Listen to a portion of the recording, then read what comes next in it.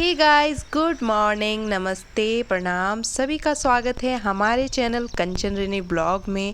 तो आप सभी कैसे हैं? आई होप आप सभी अच्छे होंगे। तो आज है सावन का दूसरा सोमवार और आज का दिन है सोमवार का और तारीख है 21 जुलाई। तो ब्लॉग की शुरुआत होती है सुबह सुबह मॉर्निंग वॉक से। एक्चुअल में मैं मॉर्निंग वॉक डेली नहीं जाती हूँ, तो मैं सुबह 6:53 पे ही उठ गई थी। तो मैं अभी बाहर निकली थी सुबह सुबह मॉर्निंग वॉक करने के लिए भी, और मुझे एक काम भी था क्योंकि मुझे फ्लावर लेना था जो शिव जी पे चढ़ाया जाता है, और वो पेड़ कुछ दूरी पे ही है। तो सुबह सुबह मैं निकल गई थी और अभी रिन्नी और रिन्नी के पापा सोए हुए थे।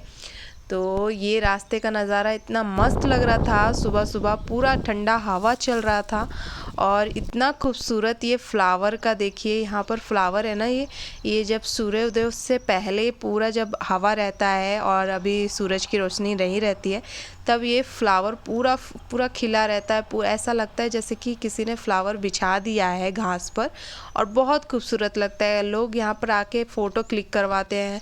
तो ये बहुत सुंदर लग रहा था सुबह के टाइम, और मैंने भी बहुत बार यहाँ पे आके फ़ोटो खिंचवाया है। अभी मैं आधे रास्ते में ही पहुँची थी और अभी फ्लावर देखिए, वो सामने में जो पेड़ है वो वही फ्लावर लेना था मुझे। एक्चुअल में मैं दूध लेने जब जाती हूँ तो ये रास्ते में पड़ता है, तो मैंने एक दिन पहले ही देख लिया था इसको। तो अभी मैं यही तोड़ने के लिए आई हूँ और मैंने यहाँ तोड़ लिया है। प्लास्टिक भी मैं घर से ही लेके आई थी।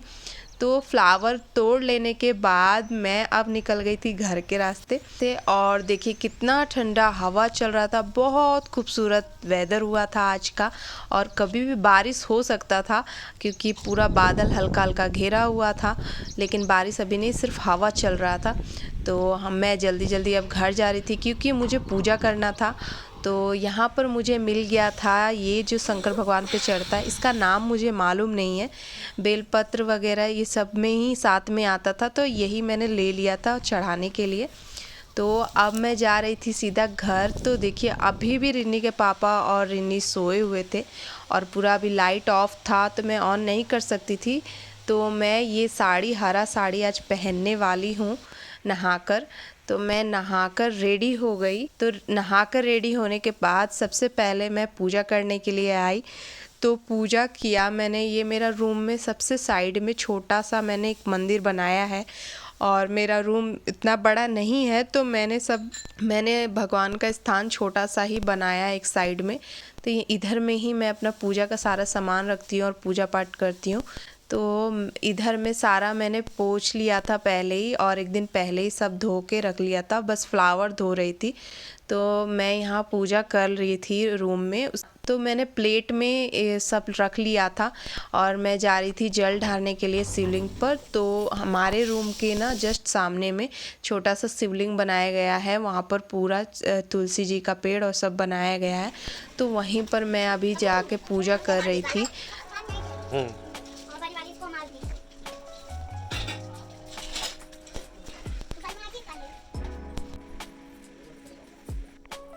तो यहाँ पर मेरा पूजा हो चुका था, और पूजा करने के बाद मैं सीधा आ गई थी रिन्नी के पापा के लिए चाय बनाने के लिए, क्योंकि सुबह सुबह उनको चाय पीना होता है। और मेरा फास्टिंग नहीं है क्योंकि मेरा फर्स्ट सोमवार छूट गया है और मेरा तबीयत ठीक नहीं था इस वजह से। तो अभी मैं चाय बनाई रिन्नी के पापा के लिए और अपने लिए। फिर हम लोगों ने चाय पिया। चाय बनाने के बाद मैं सीधा लग गई थी खाना बनाने में, क्योंकि रिन्नी के पापा को ड्यूटी निकलना था। तो मैं आज बनाने वाली थी चने की सब्जी और रोटी। तो यहाँ पर मैं लगी थी पूरी तैयारी में, खाना वाना सब बनाने में, और सब्जी कट कर रही थी। तो इधर में बातें करते करते मैं रिन्नी के पापा से सारा काम कर रही थी। वो कुछ बात कर रहे थे कि जेप्टो से क्या मंगाना है, कुछ ऑर्डर करना है, तो कुछ सामान ऑर्डर करना था। और मेरी बेटी को एप्पल खाने का मन था, अंगूर, तो वही सब मैं बता रही थी। तो वो ऑर्डर कर रहे थे, तो उनसे बात करते करते मैं यहाँ सारा खाना अपना बना रही थी। तो सब्जी वगैरह कट कर लिया था मैंने, और यहाँ पर मैंने कुकर चढ़ा दिया था। तो कुकर चढ़ाने के बाद मैंने यहाँ पर प्याज वगैरह सब भूनने के लिए डाल दिया और चना धो के साइड रख दिया था। तो जैसे ही मेरी सब्ज़ी रेडी हुई वैसे ही मैं फटाफट आटा गूँथ के रोटी बनाने लगी, क्योंकि लेट हो रहा था ड्यूटी जाने के लिए और काफ़ी टाइम हो गया था, 9 बज गया था पूजा सब ये सब करने में। तो मैं फटाफट रोटी बना रही थी रिन्नी के लिए और रिन्नी के पापा के लिए। तो मैंने फटाफट रोटी बना लिया था और यहाँ पर रिन्नी के पापा रिन्नी के लिए जो ऑर्डर किए थे वो लेके आ गए थे। तो यहाँ पर रिन्नी पूरा ढूंढ रही थी कि मेरे लिए क्या आया है, तो उसको एप्पल चाहिए था। तो रिन्नी के पापा यहाँ एप्पल निकाल के दिए तो वो बहुत ज़्यादा खुश हो गई, क्योंकि वो 2 दिन से एप्पल अंगूर मांग रही थी और एक्चुअल में ठंड का वजह से हम लोग उसको नहीं दे रहे थे, क्योंकि सर्दी जुकाम भी हल्का फुल्का हो रखा था। जिद कर रही थी, इसीलिए उसके पापा यहाँ पे ऑर्डर कर दिए थे उसके लिए कि धूप जब हल्का सा होगा तब इसको फ्रूट कट करके देना, तब खाएगी। तो यहाँ पर रिन्नी पूरा खुश हो गई थी। तो जैसे ही मेरा नाश्ता सुबह का रेडी हुआ वैसे ही मैंने प्लेट में निकाला आलू चना का सब्जी और रोटी और रिन्नी के पापा को निकाल कर दिया ताकि वो खाएंगे, क्योंकि उनको भूख लगा था। और उसके बाद मैंने रिन्नी को भी खिलाया कि फिर सबने एक साथ ही नाश्ता कर लिया था। तो नाश्ता हो चुका था, उसके बाद रिन्नी के पापा थोड़ा फ्रूट खा रहे थे, क्योंकि उनको दिन भर टाइम नहीं मिल पाता है ये सब खाने का। वो सिर्फ एक ही बार घर पे ही खाना खाते हैं, डिलीवरी में वैसे टाइम नहीं मिल पाता है, या तो डायरेक्ट रात में खाएंगे। इस वजह से वो फ्रूट वगैरह का टाइम ही नहीं मिल पाता है कि वो कहीं बाहर बैठ के भी खा ले। तो घर पे ही खा रहे थे, खा के अब सीधा रात में खाएंगे इसीलिए। तो इधर में कपिल शर्मा शो देखते हुए रिन्नी और रिन्नी के पापा दोनों खा रहे थे और मैं भी देख रही थी। थोड़ा देर मैं भी रेस्ट करने के बाद आ गई थी किचन में साफ़ सफाई करने के लिए, क्योंकि नाश्ता हमारा बन गया था और नाश्ता का किया हुआ बर्तन और किचन थोड़ा सा गंदा था, तो उसको पूरा मुझे पोंछना था। तो सुबह में मैं झाड़ू लगाई थी लेकिन पोछा नहीं की थी, क्योंकि सब रिन्नी और रिन्नी के पापा सोए हुए थे और लाइट ऑफ था। तो मैं उतना ही दूर में, हम लोग का इतना छोटा रूम है कि मैं झाड़ू लगाती तो बिस्तर पे ही जाता, तो मैं सिर्फ झाड़ू हल्का लगा के बाहर में ही धो दिया था और फिर फटाफट नहा लिया था। तो पोछा नहीं लगा पाई थी, तो अभी मेरे को सब करना पड़ेगा दोबारा से। तो यहाँ पर मैं किचन की सफाई कर रही थी, पूरा गैस वगैरह पोंछ रही थी और जितना भी जहाँ जहाँ गंदा लग रहा था सब पोंछ रही थी। तो किचन को अच्छे से क्लीन करने के बाद मैं आ गई थी बर्तन धोने के लिए। तो यहाँ पर बहुत सारा बर्तन हो गया था, सुबह में ही इतना बर्तन हो गया चाय का और नाश्ता का। तो और मेरी बेटी तो हर 2 मिनट में 1 गिलास जूठा करती है, तो बहुत सारे बर्तन हो गए थे। तो मैं यहाँ बर्तन धो रही थी। तो बर्तन यहाँ मैं धोकर थोड़ा सा पानी का जो बोतल है उसको साइड कर दी थी, ताकि बर्तन धो धो के रख सकूँ। और पानी मुझे बाहर से लाना पड़ रहा है धोने के लिए बर्तन, और एक्चुअल में मैं बाहर में भी जाके बर्तन धो सकती हूँ जहाँ पे कपड़े धोते हैं, लेकिन मैं इसलिए नहीं जा रही हूँ क्योंकि मैंने साड़ी पहन रखा है। पता नहीं कैसे सब साड़ी में काम कर लेते हैं, मुझसे तो नहीं हो पाता है, और थोड़ा भी गीला हो जाता है तो पानी से कपड़ा तो अच्छा नहीं लगता है। तो मैं यहाँ खड़ा होकर फटाफट वो पानी बाल्टी में भरकर बाहर से लाकर मैंने बर्तन धोया। और बर्तन धोने के बाद मैं सारे बर्तन को ले जाकर अच्छे से सब जगह सेट कर रही थी, क्योंकि अगर नहीं करूँगी तो ऐसा लगेगा किचन में कि पूरा भरा भरा। ऑलरेडी मेरे रूम में बिल्कुल स्पेस नहीं है, बहुत ज़्यादा हो गया सामान, इतने से सामान में ही। उसके बाद जेप्टो से जो रिन्नी के पापा सामान लेके आए थे वो सब सामान साइड कर रही थी। कुछ खाने के लिए था, ब्रेड टोस्ट वगैरह, और कुछ सब्जियां भी थी इसमें, तो सबको मैं साइड कर रही थी।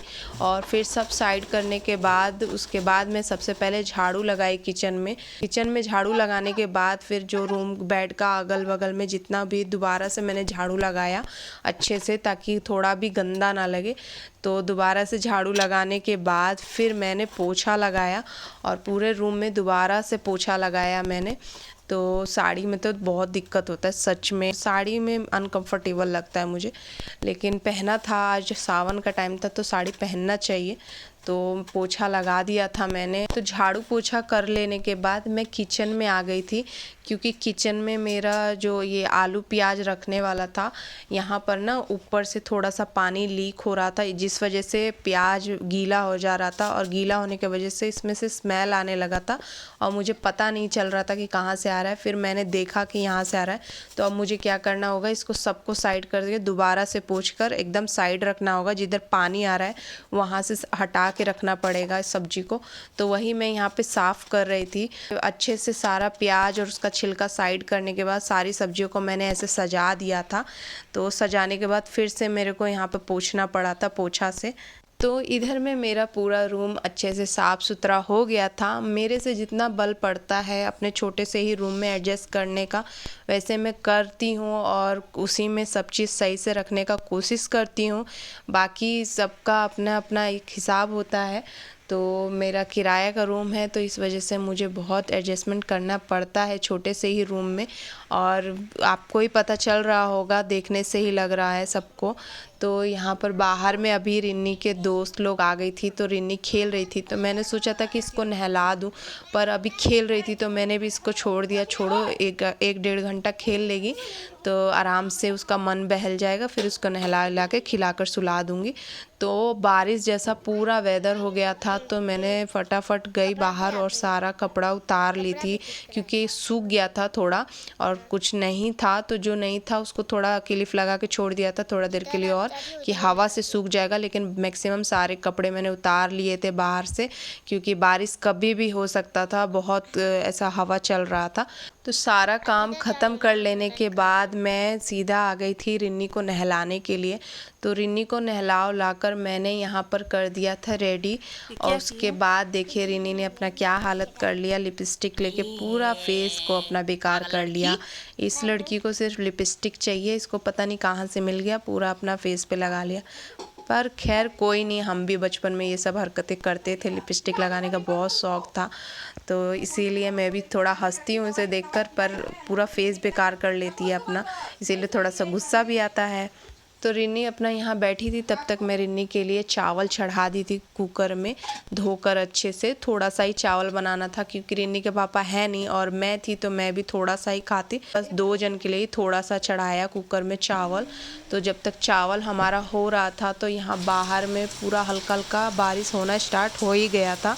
तो जैसे ही कुकर ने सीटी दिया और चावल रेडी हुआ तो मैंने रिन्नी के लिए और अपने लिए चावल निकाला एक ही प्लेट में, और फिर मैं सीधा आ गई थी रिन्नी को खिलाने के लिए। तो हम दोनों बैठ के आराम से चावल और सब्जी खाए, और सब्जी मैंने सुबह में ही बनाया था तो हमें दोबारा बनाने का ज़रूरत नहीं पड़ा था।